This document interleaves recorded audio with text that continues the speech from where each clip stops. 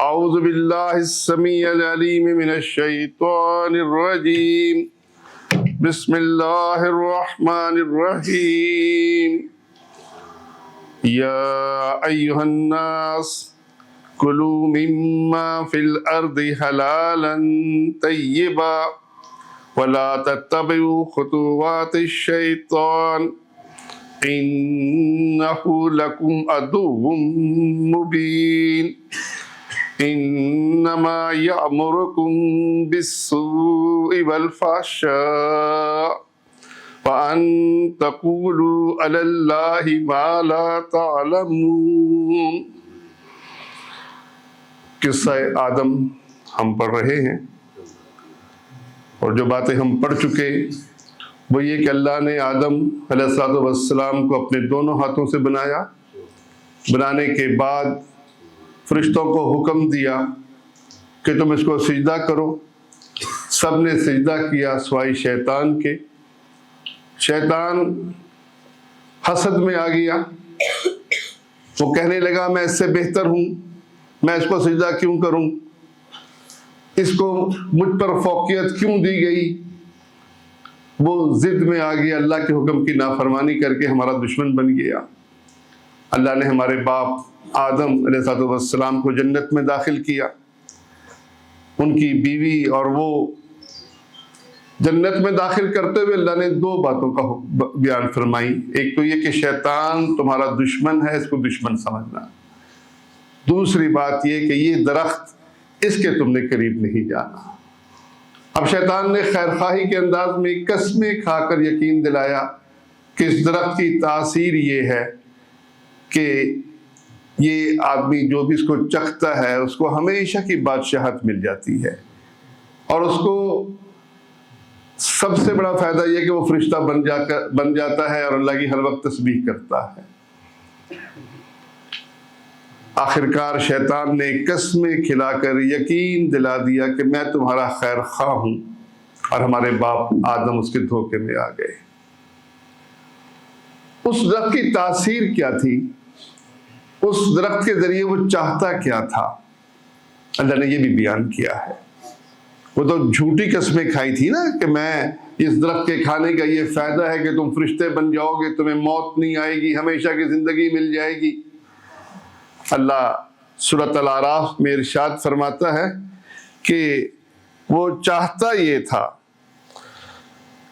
سورۃ الاعراف کی یہ آیت نمبر 21 ہے، اس میں وہ کہتا ہے، اللہ فرماتا ہے فَوَسْوَسَ لَهُمُ الشَّيْطَانُ، شیطان نے ان دونوں کے دلوں میں وسوسہ ڈالا، آدم اور حوا دونوں کے دلوں میں۔ اور ڈالا کیوں؟ لِيُبْدِيَ لَهُمَا مَا وُرِيَ عَنْهُمَا مِنْ سَوْآتِهِمَا، کہ وہ ظاہر کر دے ان کی شرمگاہوں کو جو ان سے پوشیدہ ہیں۔ ایک دوسرے کی شرمگاہیں جو پوشیدہ ہیں اس درخت کے چکھنے سے یا اللہ کی نافرمانی کرنے سے وہ ظاہر ہو جائے، وہ چاہتا یہ تھا، اور پھر ہوا بھی یہی۔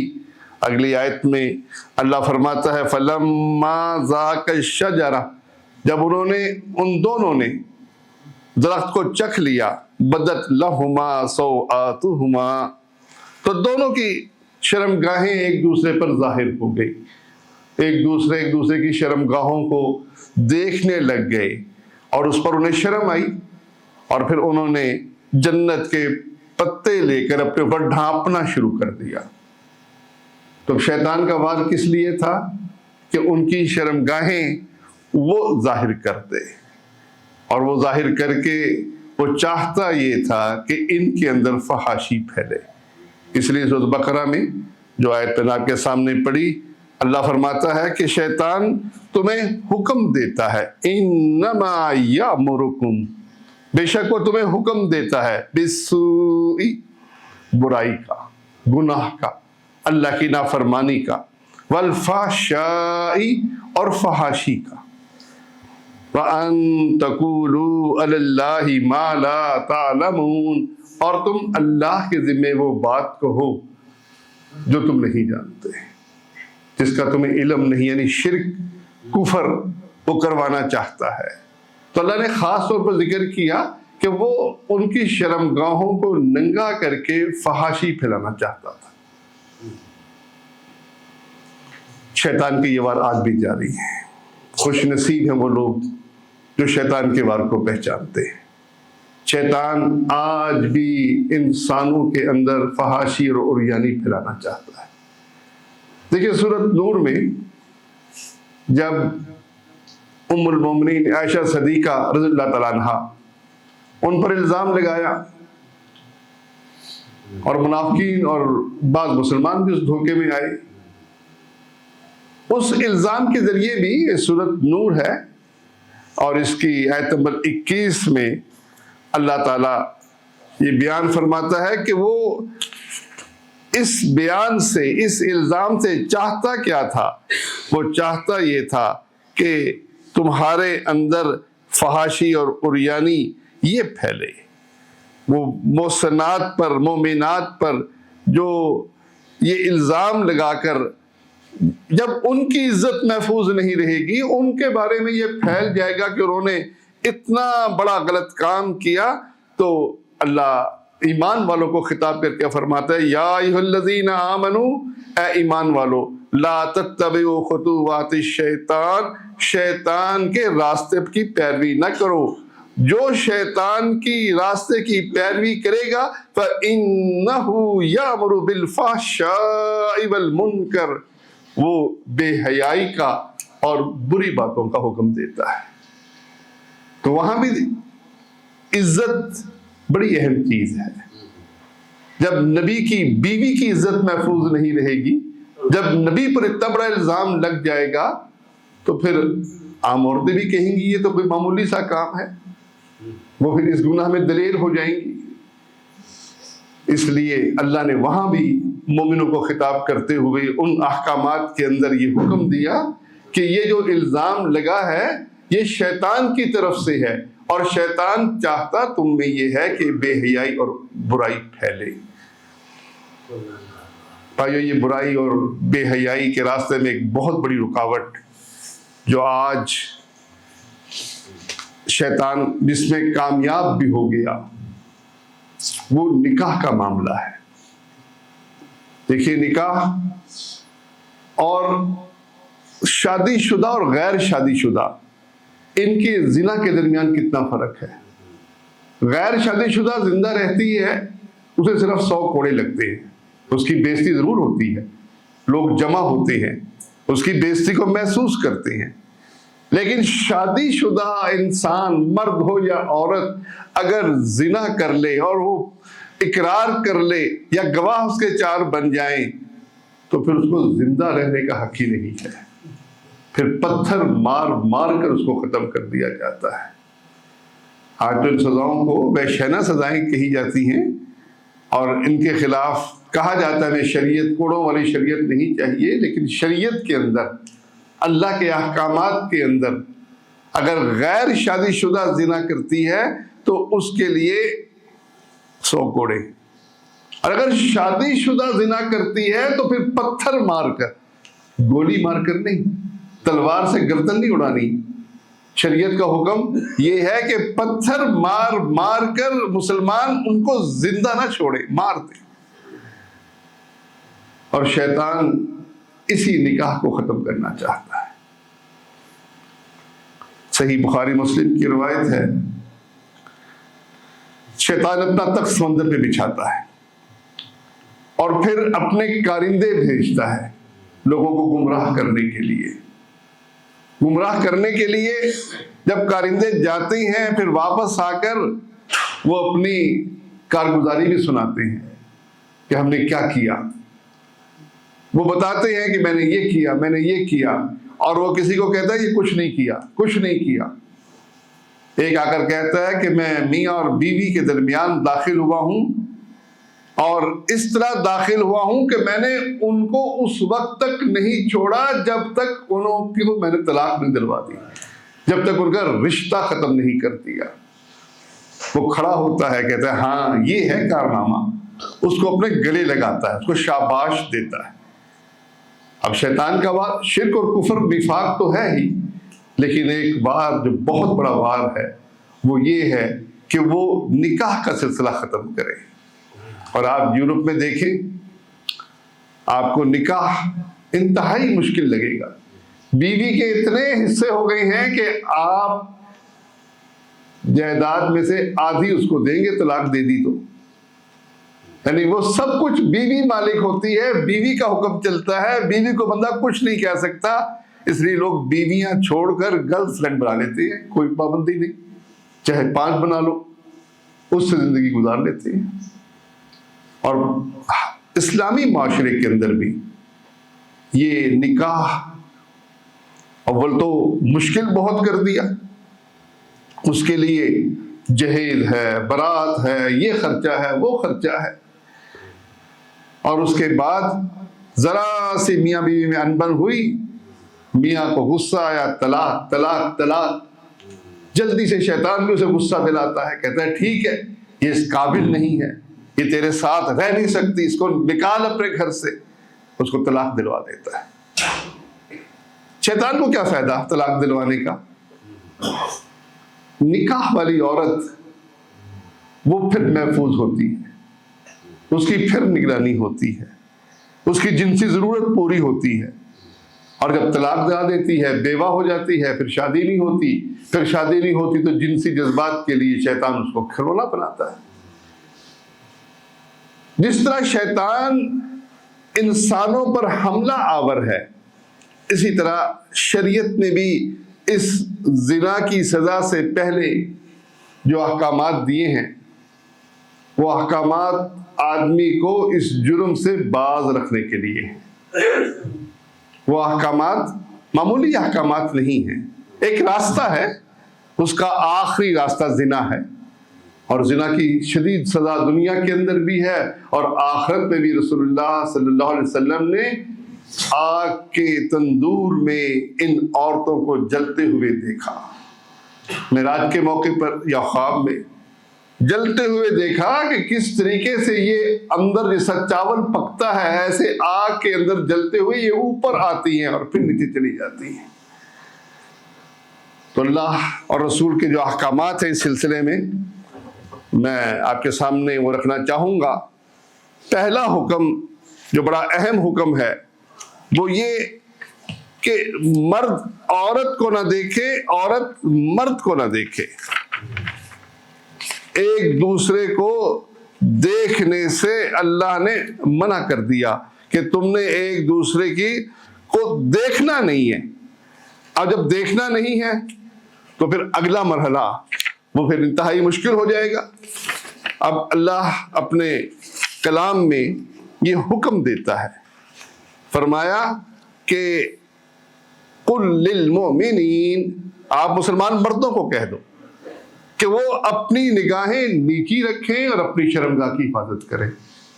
مقصود زنا سے بچانا ہے، لیکن پہلا دروازہ بند کر دیا کہ مومن مرد کسی مومن عورت کو نہ دیکھے، اپنی نگاہ نیچے رکھے. اور عورتوں کو بھی حکم دیا سورۃ نور کے اندر وَقُلْ لِلْمُؤْمِنَاتِ، مومن عورتوں کو بھی حکم دے دیجئے کہ وہ اپنی نگاہوں کو نیچا رکھیں، اپنی شرمگاہ کی حفاظت کریں. اب آدمی عورت کو جو دیکھتا ہے، سب سے اہم اس کا حسن وہ چہرے پر ہے. عورت بھی چہرے کو سجاتی ہے، اور اب جو ہے وہ چہرے کا پردہ ہی ختم ہو جائے معاشرے میں تو پہلا سٹیپ ختم ہو گیا. وہ جو حکم تھا نا کہ اپنی نگاہوں کو نیچے رکھنا، یہ تو یقیناً ایمان والوں کے لیے بہت بڑا کام ہے. وہ ضرور اپنی نگاہیں نیچی رکھیں گے، لیکن شیطان نے عورت کو اڑیاں کر کے اس کو اتنا حسین بنا دیا اور چہرے پر پھر یہ فشرنگ کر لو، یہ فیشن کر لو، یہ کر لو، وہ کر لو، اس کے ذریعے کو چہرے کو مزید مزین کر دیا. اور آدمی کا نفس شیطان وسوسہ ڈال کر اس کی خوبصورتی کو سامنے رکھوا کر وہ چاہتا یہ ہے کہ ایک دوسرے کو دیکھیں. تو پردہ، چہرے کا پردہ سب سے پہلے ختم ہوا. اور وہ پردے کا احکامات اپنی جگہ اللہ نے حکم دیا کہ مومن عورتیں اپنی اوڑھنیوں کو اپنے سینے پر ڈال لیں. اور سینے پر ڈالنے سے مراد سینہ بھی چھپانا اور چہرہ بھی چھپانا ہے. کیونکہ اس کے بغیر تو وہ یہ حکم ممکن ہی نہیں کہ حسن جو ہے وہ چہرے پر ہے۔ آپ صلی اللہ علیہ وسلم نے شادی جس سے کرنی ہو اس کو دیکھنے کی اجازت دی۔ کیا دیکھنا اس نے؟ چہرہ۔ اس کی آنکھ میں کچھ خامیاں تھی، آپ صلی اللہ علیہ وسلم نے فرمایا کہ اس قوم کی عورتوں کی آنکھوں میں خامی ہے، اس کو اجازت دی کہ وہ اپنی جس سے نکاح کرنا ہے اس کی آنکھ کو دیکھ لے، چہرہ دیکھ لے۔ تو ہم سب سے اہم حکم جو ہے وہ بھلا چکے۔ شیطان سب سے پہلے اس پر وار کرتا ہے، اور اس کے بعد آپ صلی اللہ علیہ وسلم نے فرمایا، بخاری مسلم کی روایت ہے، آنکھ کا زنا حرام چیزوں کو دیکھنا ہے۔ پھر دوسری چیز مصافحہ کرنا، اجنبی مرد سے، اجنبی کزنز ہو، اجنبی دیور ہو، وہ کوئی رشتہ ہو، بہنوئی کا رشتہ ہو، جن سے نکاح ہو سکتا ہے، جن کے ساتھ آدمی بدنظری کر کے تعلق قائم کر سکتا ہے، محرم باپ، بھائی، بیٹا، ان سے کوئی چچا، ماموں، ان سے کوئی پردہ نہیں، کیونکہ ان سے نکاح نہیں ہو سکتا، تو ان سے کوئی یہ ممانت نہیں ہے۔ ممانت کن سے ہے؟ جن سے نکاح ہو سکتا ہے۔ اب اس کے بعد ہم نے مصافحہ شروع کر دیا کہ مصافحہ جو ہے یہ تو ہماری معاشرتی تہذیب ہے، اور آپ صلی اللہ علیہ وسلم نے فرمایا اسی بخاری مسلم کی حدیث میں کہ ہاتھ کا زنا اس کو پکڑنا ہے، کسی نامحرم کو پکڑنا ہے۔ تو یہ دوسری چیز کہ آدمی مس کرے عورت کو، سوائے اپنی بیوی کے، بہن کے، بیٹی کے، ان کو مس جائز ہے، لیکن نامحرم کو مس کرنا یہ شریعت نے حرام قرار دیا، اور اس کو آنکھ کا زنا قرار دیا۔ ٹھیک ہے، اصل زنا تو وہی ہے، کیونکہ سزا اس زنا کی ہے، کبیرہ گناہ وہ زنا ہے، لیکن یہ اسٹیشن ہے۔ جیسے آپ سمجھیں گے نا، آپ نے لاہور جانا ہے تو راستے کے اسٹیشن ہیں، جو آپ اس راستے پر چلیں گے آپ کی منزل قریب آ جائے گی۔ اس طرح بھائیو، یہ زنا جو اصل مقصود ہے شیطان کا، وہ اس طرف مائل کرنا چاہتا ہے۔ ہمارے باپ آدم کو وہ درخت اس لیے کھلایا کہ ان کے سامنے ان کی شرمگاہیں واضح ننگی ہو جائیں، اور آج آپ دیکھ لیں یورپ میں جا کر، ناروے میں مجھے بتایا میرے کزن نے کہ دھوپ نکلتی ہے اور مرد عورت ننگے لیٹے ہوتے ہیں، انہیں کوئی حیا نہیں ہے۔ تو یہ شرمگاہیں ننگی کرنا وہاں وہ کر چکا، یہاں یہ بھی جرت نہیں ہوئی اس معاشرے کے اندر، لیکن اسٹیشن شروع کر دیے ہیں۔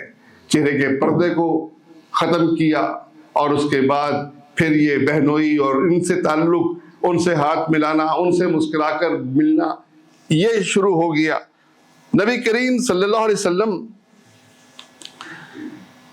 نے عورت، نامحرم عورت سے تنہائی میں ملنا منع فرمایا، کیونکہ یہ پھر شیطان کا اگلا ہتھیار ہے۔ شکل دیکھنے کے بعد، ہاتھ ملانے کے بعد پھر تنہائی میں ملنا ہے۔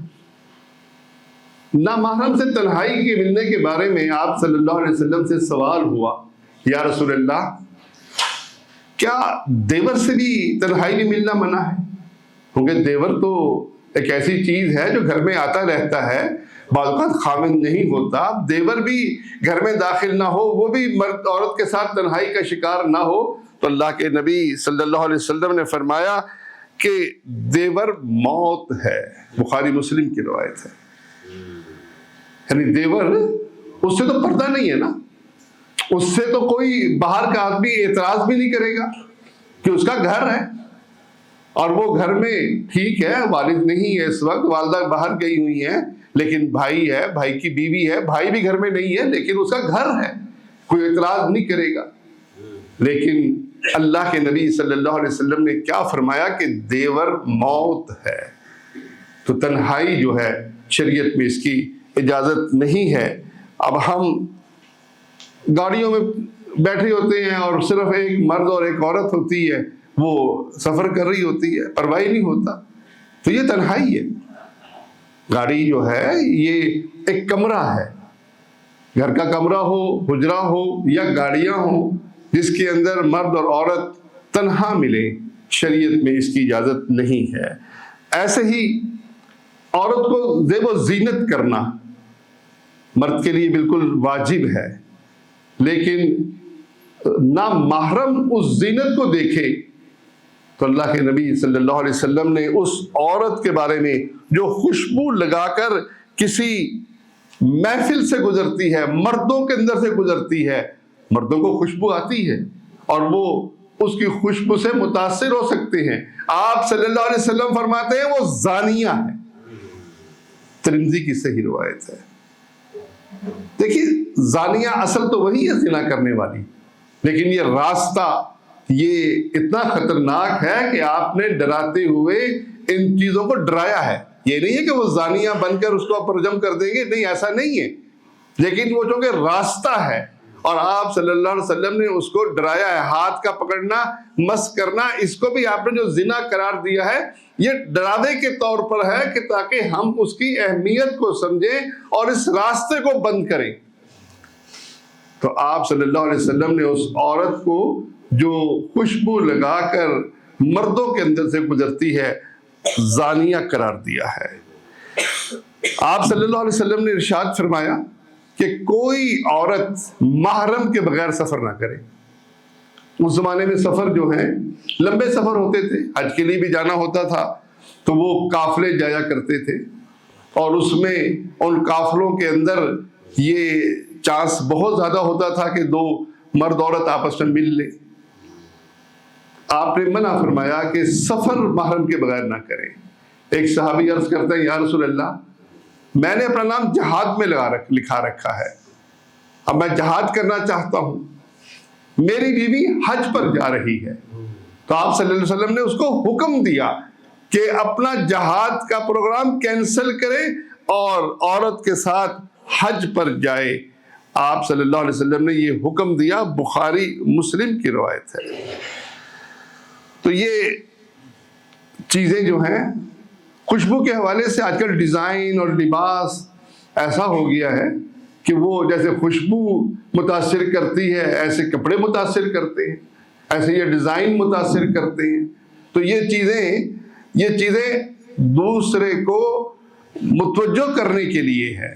جب خوشبو حرام ہے مردوں کو سنگھانی اپنی، حالانکہ خوشبو ہے، وہ تو خوشبو آ رہی ہے، لیکن نہیں، آپ نے اس کو زانیہ قرار دیا۔ تو ڈیزائن اور یہ تو اس سے بڑھ کر پھر رسول اللہ صلی اللہ علیہ وسلم نے ارشاد فرمایا کہ دو قومیں ایسی ہیں جن کو میں نے نہیں دیکھا، میرے بعد وہ قومیں آئیں گی۔ آپ نے ہمیں خبر دی، اس میں آپ نے ذکر کیا کہ کچھ لوگ ظالم ہوں گے اور وہ بیل کی دموں کی طرح کے کوڑے رکھیں گے اور وہ کوڑوں سے لوگوں کو مارا کریں گے۔ ایک تو یہ قوم جن کے بارے میں آپ نے فرمایا کہ یہ جہنمی ہیں اور میرے سامنے یہ موجود نہیں ہے، لیکن میں تمہیں بتا رہا ہوں کہ ایک وقت آئے گا کہ یہ لوگ بیل کی دموں کی طرح کے کوڑوں سے لوگوں کی مرمت کیا کریں گے۔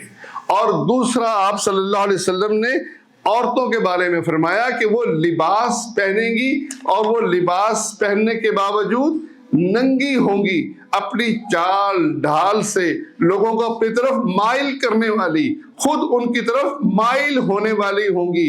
ان کے سر بالوں کے مختلف سٹائل کی وجہ سے اونٹ کی جھکی ہوئی کوہانوں کی طرح ہوں گی۔ ایسی عورتیں جنت میں نہیں جائیں گی بلکہ جنت کی خوشبو بھی نہیں پائیں گی۔ صحیح مسلم کی روایت ہے۔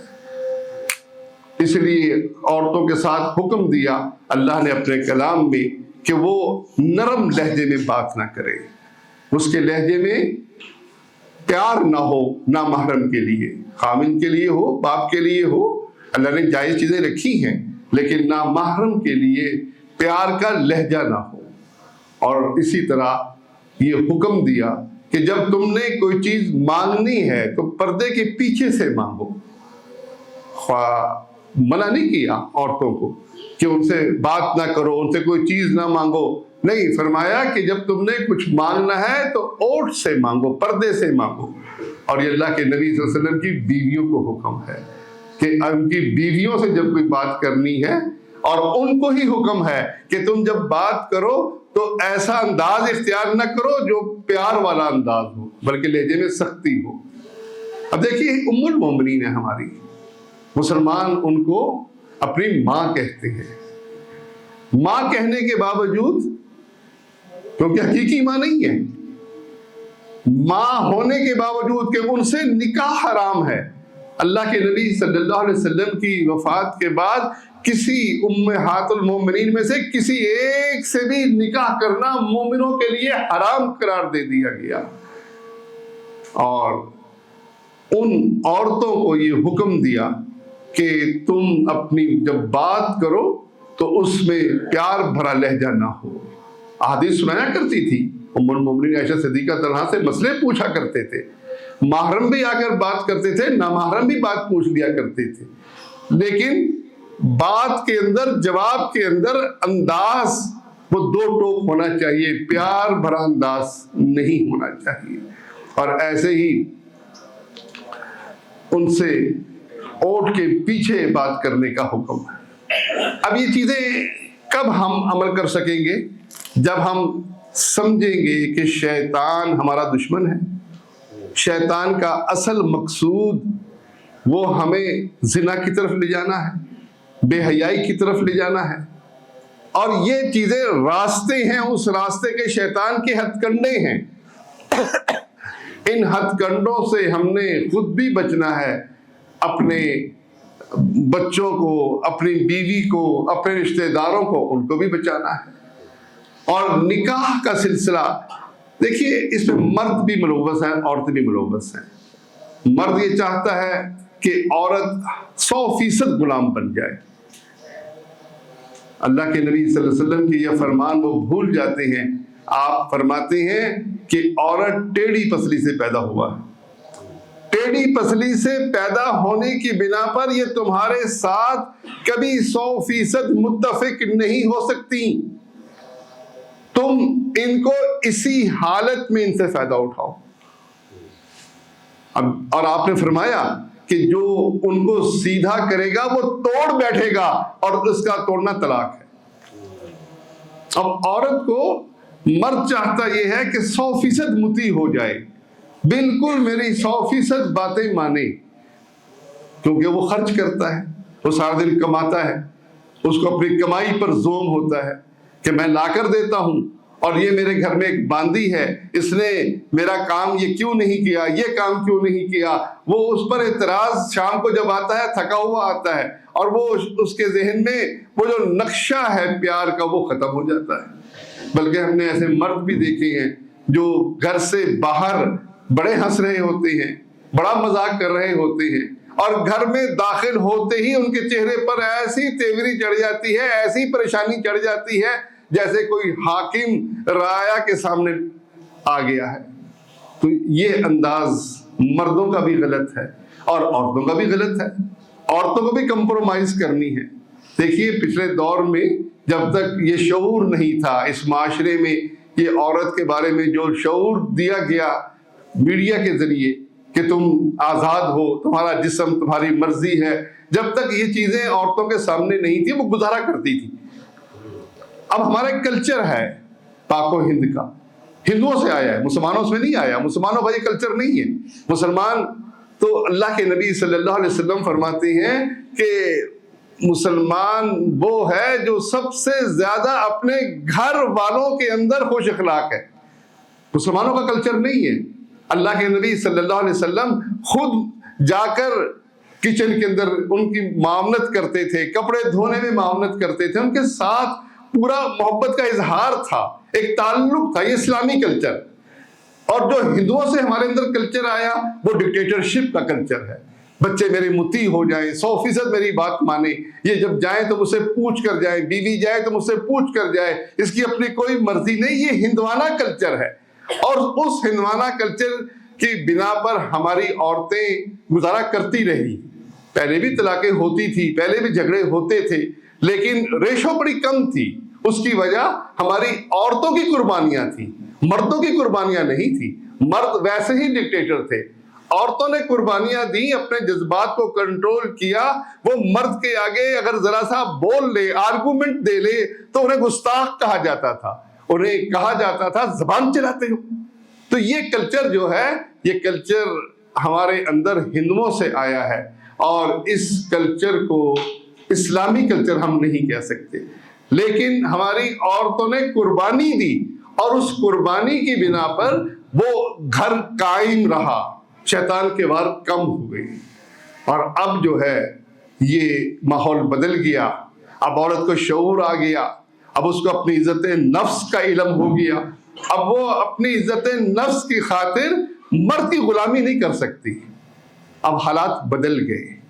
اب مردوں کو چاہیے کہ وہ شریعت کے مطابق چلے، دین کے مطابق چلے، ہندوانہ کلچر کو اپنے ذہنوں سے نکالیں، نیا ماحول بنائیں جو اسلامی ماحول ہے، جو پیار اور محبت کا ماحول ہے، جس کے اندر اللہ قرآن مجید میں کہتا ہے کہ ہم نے میاں بیوی کا تعلق پیدا کیا تاکہ ان کے اندر محبت قائم ہو.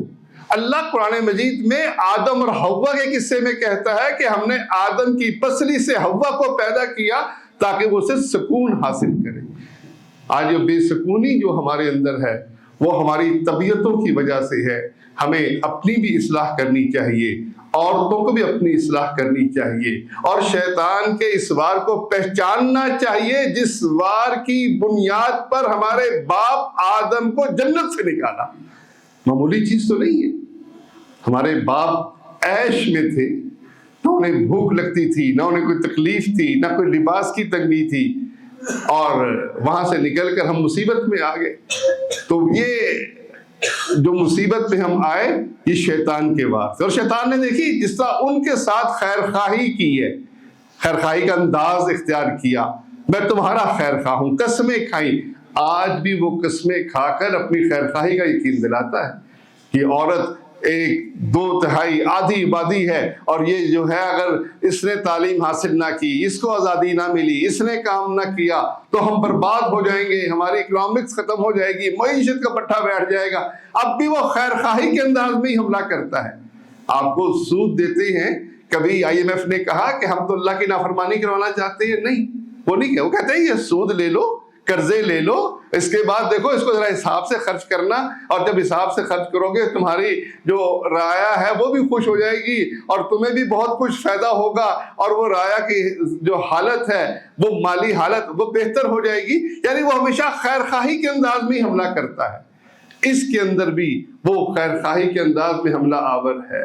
بس ضرورت صرف اس بات کی ہے کہ ہم اپنے دشمن کو پہچانیں، ہم دشمن کو پہچان کر اس کے وار کو پہچانیں، اور پھر اس سے بچنے کی پوری کوشش کریں. اللہ مجھے اور آپ کو توفیق دے کہ ہم شیطان کے وار سے بچنے والے بن جائیں. آمین یا رب.